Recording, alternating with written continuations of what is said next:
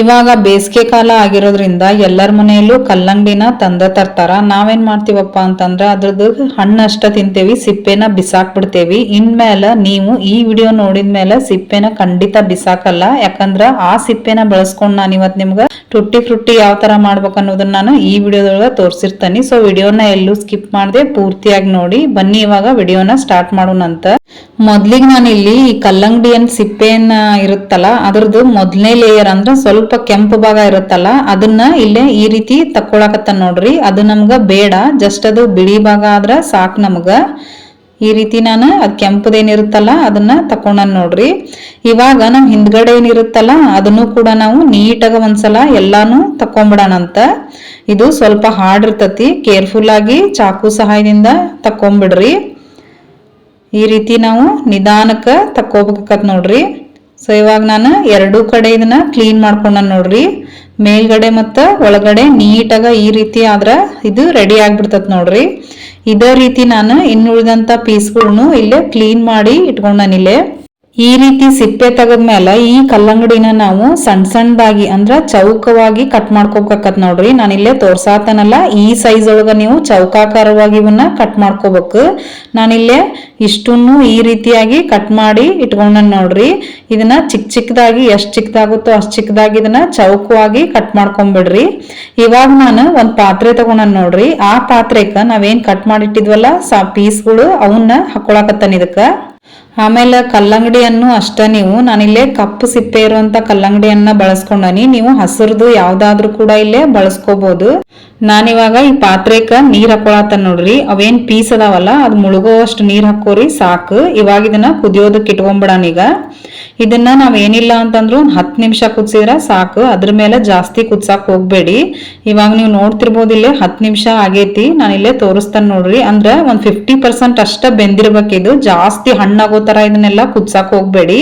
ತೀರಾ ಕೈಲೆ ಮುರಿಯೋ ಲೆವೆಲ್ಗೆ ಅಷ್ಟು ಮಾತ್ರ ಕುದ್ಸಾಕ್ ಹೋಗ್ಬೇಡಿ. ಕೈಲೆ ಮುರಿದ್ರು ಅದು ಮುರಿಬಾರ್ದು ನೋಡ್ರಿ. ಅಷ್ಟು ಕುದಿಸ್ಕೊಂಡ್ರ ಸಾಕು. ನಾನಿವಾಗ ಇದನ್ನ ಈ ಕುದಿಸಿರುವಂತವನ್ನ ಒಂದ್ ಪ್ಲೇಟ್ಗೆ ತೆಗೆದಿಟ್ಕೊಂತ ನೋಡ್ರಿ. ನೀರ್ನ ಯಾವ್ದೇ ಕಾರಣಕ್ಕೂ ಹಾಕೊಳಕ್ ಹೋಗ್ಬೇಡ್ರಿ. ಇವಾಗ ಇದನ್ನ ಸ್ವಲ್ಪ ತಣ್ಣಗಾಗೋದಕ್ಕ ಇಟ್ಕೊಂಡ್ಬಿಡೋಣ. ಅಷ್ಟೊತ್ತಿಗೆ ನಾವಿಲ್ಲೇ ಶುಗರ್ ಸಿರಪ್ನು ಕೂಡ ರೆಡಿ ಮಾಡ್ಕೋಬಹುದು.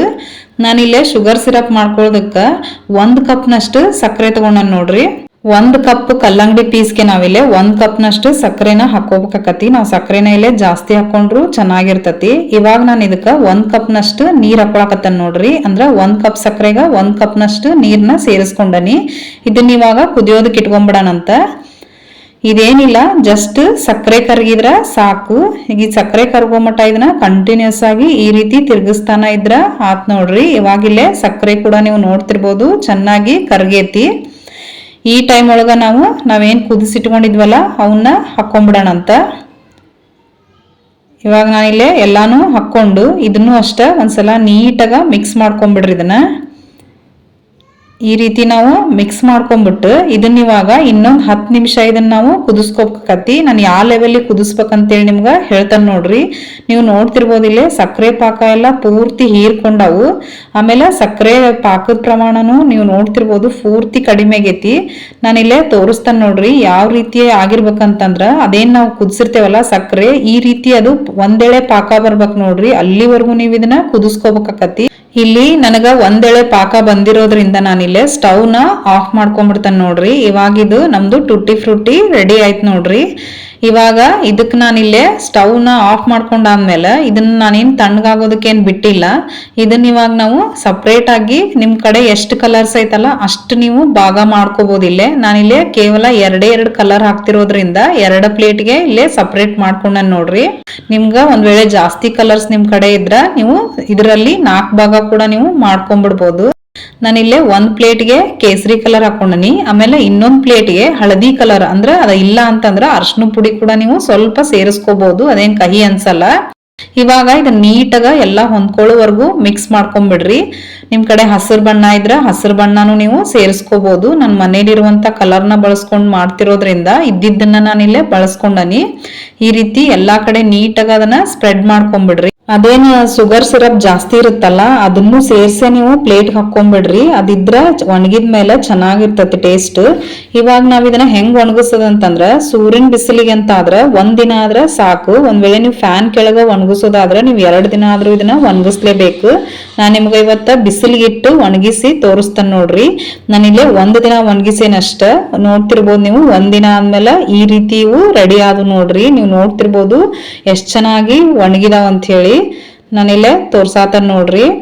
ನೀವು ಯಾವುದೇ ರೀತಿ ನಿಮ್ಗೆ ಟೇಸ್ಟ್ ಒಳಗೂ ಗೊತ್ತಾಗಲ್ಲ, ಅಷ್ಟು ಚೆನ್ನಾಗಿ ಬಂದಿರ್ತತಿ ಇದು. ನೋಡ್ರಿಲ್ಲೇ ಎಷ್ಟು ರಬ್ಬರ್ ತರ ಬಂದತ್ ಹೇಳಿ. ಸೊ ನೋಡಿದ್ರಲ್ಲ ಫ್ರೆಂಡ್ಸ್, ಎಷ್ಟು ಸುಲಭವಾಗಿ ಮನೇಲಿರುವಂತ ಕಲರ್ನ ಬಳಸ್ಕೊಂಡು ಮಾಡ್ಬೋದಂತ ಹೇಳಿ. ನಾನು ಇದಕ್ಕೆ ಅರಿಶಿನ ಪುಡಿ ಹಾಕಿ ಮಾಡೇನಿ ನೋಡ್ರಿ. ಕಲರ್ ನೋಡ್ತಿರ್ಬೋದು ನೀವು ಎಷ್ಟು ಚೆನ್ನಾಗಿ ಬಂದತ್ ಅಂತೇಳಿ. ಸೊ ಇವಾಗ ಇವೆರಡನ್ನು ಮಿಕ್ಸ್ ಮಾಡ್ಕೊಂಡ್ಬಿಡೋಣ. ಇದು ಹಸಿರು ಕಲರ್ ಹಾಕಿದ್ರಂತೂ ಇನ್ನ ಚೆನ್ನಾಗಿರ್ತತಿ. ನೀವು ನಿಮ್ಮ ಮನೆಯಲ್ಲಿದ್ರ ಬಳಸ್ಕೊಂಡ್ಬಿಡ್ರಿ. ಇವಾಗ ಇದನ್ನ ನೀಟಾಗ ಮಿಕ್ಸ್ ಮಾಡ್ಕೊಂಡ್ರೆ ನಮ್ದು market style Tutti Frooti ready ಆಯ್ತು ನೋಡ್ರಿ. ನಿಮ್ಗೆ ಏನಾದ್ರೂ ಈ ವಿಡಿಯೋ ಇಷ್ಟ ಆದ್ರೆ ಲೈಕ್ ಕೊಡೋದನ್ನ ಮರ್ಯಾಕ್ ಹೋಗ್ಬೇಡಿ. ಮುಂದಿನ ವಿಡಿಯೋದೊಳಗ ಮತ್ ಸಿಗೋಣಂತ. ನೀವು ಹೊಸಬ್ರಾಗಿದ್ರ ಸಬ್ಸ್ಕ್ರೈಬ್ ಮಾಡ್ಕೊಂಡು ನೋಡಿ.